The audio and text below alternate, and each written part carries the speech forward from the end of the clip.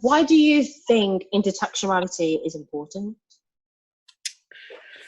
Oh, I think it's important because it's a reference to another person's work. So let's just break it down a bit. So there's two types of intertextualities, unless I'm mistaken and there's more.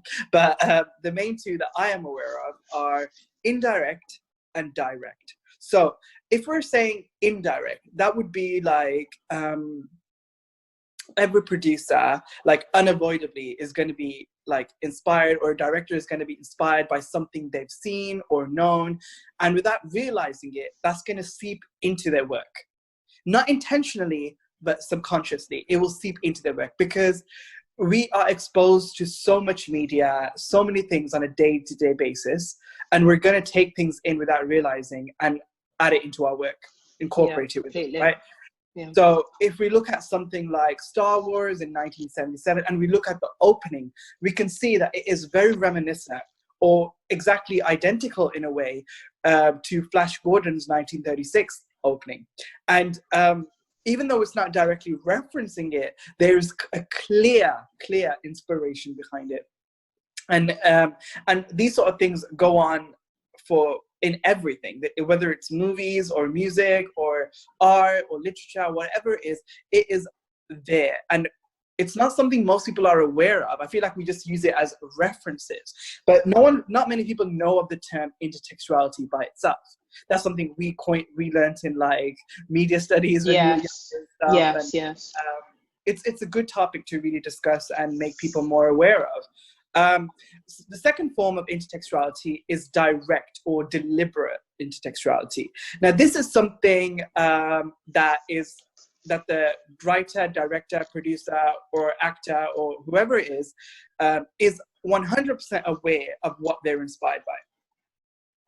So if we take, for example, Madonna, and we look at her music video Material Girl, which came out in the 1980s, we can see that the entire setting is identical to the 1953 movie Gentlemen Prefer Blondes, which starred Marilyn Monroe and Jane Russell.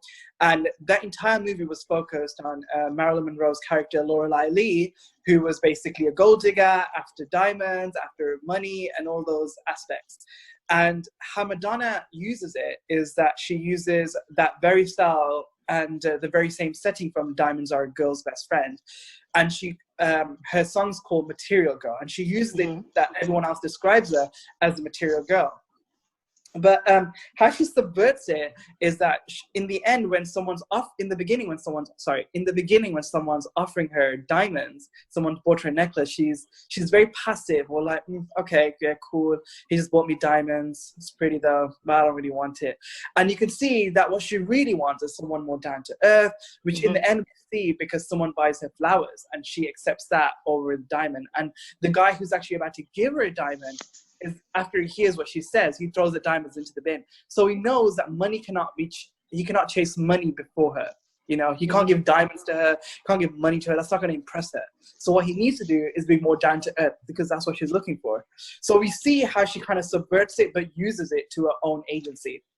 And she uses Marilyn Monroe throughout her career, in the early part of her career at least. Like we see in Who's That Girl, and or loads of other aspects that she uses, even the style of like the platinum blonde and everything. So, you know, those are two examples that we can give, but obviously there are so many. And no, I feel like that's very interesting, because I think many people wouldn't associate Marilyn Monroe in that way of the like how much significance that she actually has, and how much she's influenced pop culture.